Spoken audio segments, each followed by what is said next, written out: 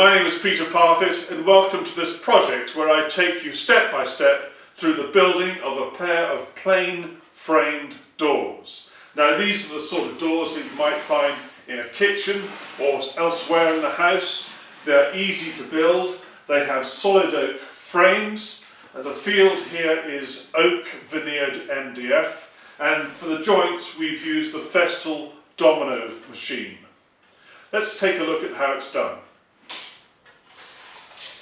Well, I've got my cutting list and I'm now just looking at these bits of oak and I'm deciding which ones are going to be uprights and which pieces I'll use for the cross members. And I'm making that decision based on the appearance of the grain. And then we're going to go across to the saw station and we're going to cut everything to length. Now when I'm doing multiple cuts, I like to set up my saw stop at the end here so that it's in the precise position such that I can put a piece of wood in, do a cut, put another piece of wood in, do a cut, and so on, and they all end up being the right length. And the advantage now of this particular saw, which has got the dual lasers which show you where the saw cut is going to be, is that I can use the right hand laser in this case to get the saw set up exactly where I want it, because where that laser line is where the saw will cut.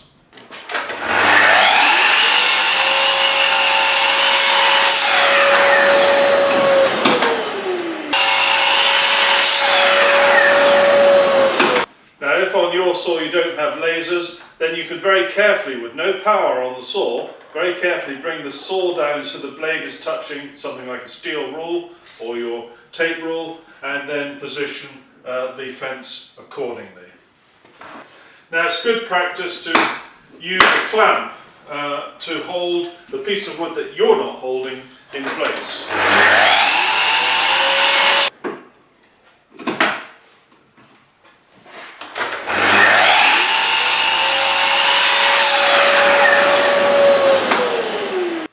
Now when I built a kitchen using this style of door, I used a biscuit jointing machine to complete these joints here.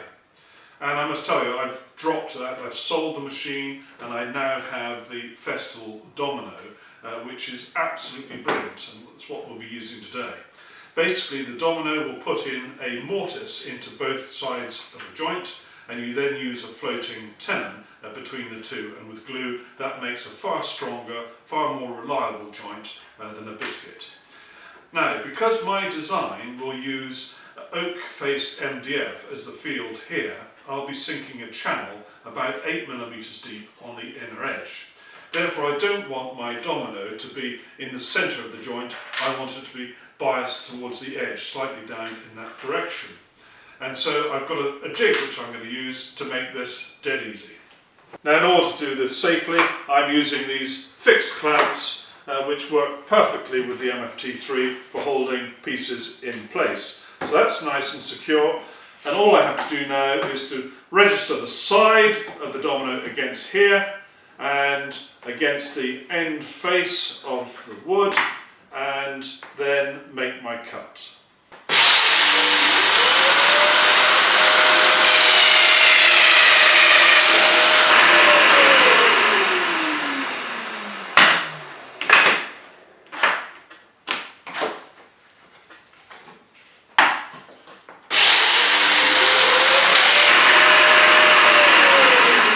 Well, that's the first 4 done, and I've done them in this end. We now need to turn everything round because we're going to do the other ends here. Reverse the jig around, so I'm now registering against this side for this end.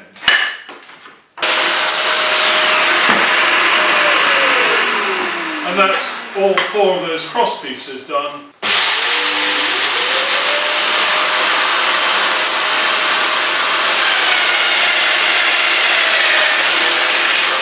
Now when I'm doing this, I'm actually pushing down with my forearm here on the handle and holding this piece of wood in place with my hand.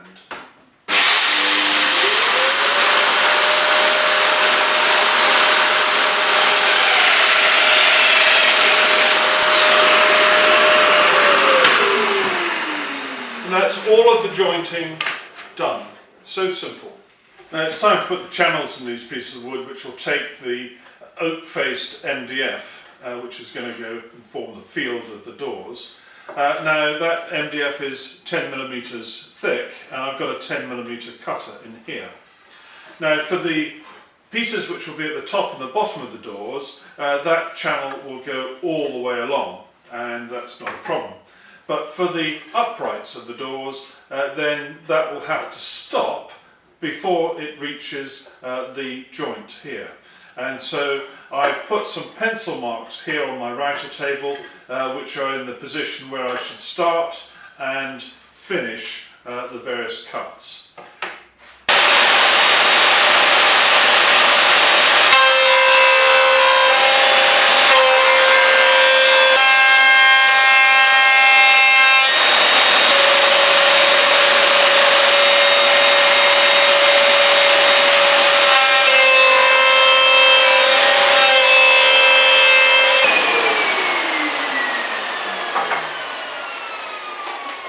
Well, that's all of these pieces done now, and so our next stage is to cut the oak-faced MDF to size, and then we glue it all together. Now is a good time to do any little bits of filling, particularly if it's close to this channel where the oak-faced MDF is going to go into. The reason for that is we want to get that filled and sanded before we glue in that panel. Makes life a lot easier. Now remember, when you're working out the size of your pieces of oak-faced MDF, to take account of the depth of the channel, and my channel is 8mm deep, and I want to allow 1mm on each side for squaring up, should it be necessary, and so I'm going to add on 14mm in the length and 14mm in the width, in order to give me the size panel I need.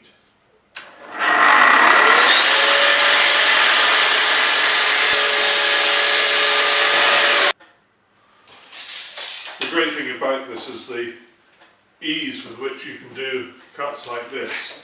Now I bought my MFT3 to replace a radial arm saw, because it actually gives me far greater capability than my old radial arm saw ever did. For a start, I can cut up to 700mm across on this, which very few radial arm saws can do unless you spend a lot of money. So there we go.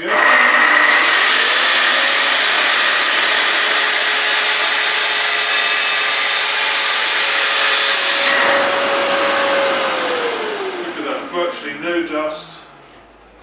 So easy. You've got to remember when you use this that if you measure from here, then your pencil line will be exactly the length you want. If the piece of wood you want is on that side and you're measuring from that end, you've got to allow for the kerf of your saw blade. Now it's pretty important that you sand the inside edge of this frame at this stage, because once everything's glued together, you're not really going to be able to get at that edge. I've also sanded the oak-faced MDF, and that's beautifully smooth.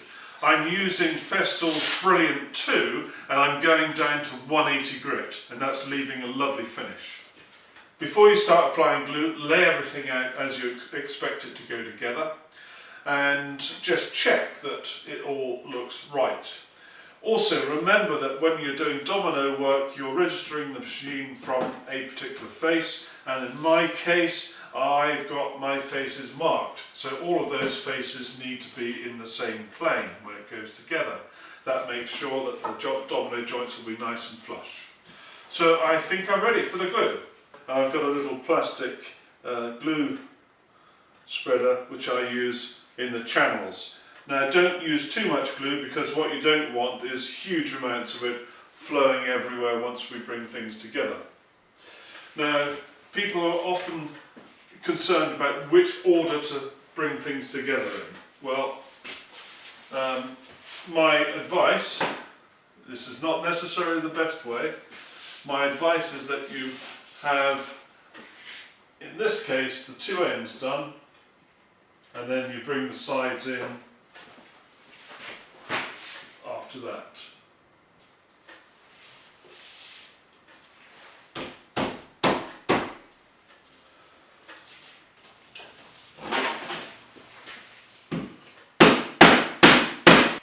put some glue in here.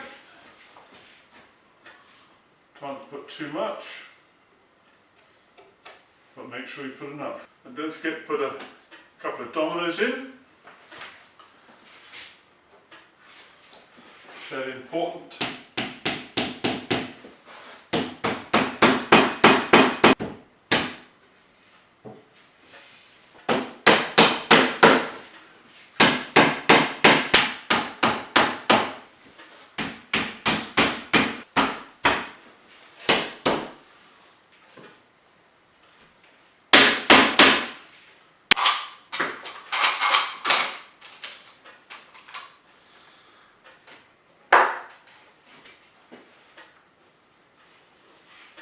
If you get any little excess of glue, get rid of it straight away. I use this old scraper for this purpose. Well, that's pretty good. I'm pleased with that. I'll just do a quick check for square. And that is absolutely spot on. Well, even with the best bit of woodwork, you've got to do a little bit of trim here and there, and I'm just taking a tiny weeny bit off the frames here where they come together. It is the tiniest little bit. There we go, and that's that done perfectly. Now this is really nice. It's ready for the Osmo PolyX now. But before I started sanding, I went round and I filled a few of these knot holes around the place. There's a school of thought that says you should let the oak tell its own story. And I think frankly what one could do, and it would be beautiful if you could see all the raw knots with the little holes in. But I filled them. You need to take care, if you're filling knots and you want it to sort of look a little bit sympathetic to the material, then fill the knots with something a little darker, and I've used this walnut flavoured filler, but for any other little imperfections I've used the mid oak, which I've got there. But anyway, the sanding went perfectly. I started off with Rubin 2 at 120 grit, and I finished off with Brilliant 2 at 240, and that now is beautiful. And you just got to look at this joint here. Now, isn't that absolutely perfect? And all we've got now is one domino and some glue, and that's it. And this is as strong as anything. That's a beautiful joint. Now, I have now put one coat of Osmo PolyX on these doors. The second coat will go on after the doors are hung. Now, I will be doing a basics video which will show you how I put the hinges on these doors and how they are hung. I will at a later date be doing a separate project video which will show you how to go about making raised panel doors. Thank you very much for watching. Take care. Bye-bye.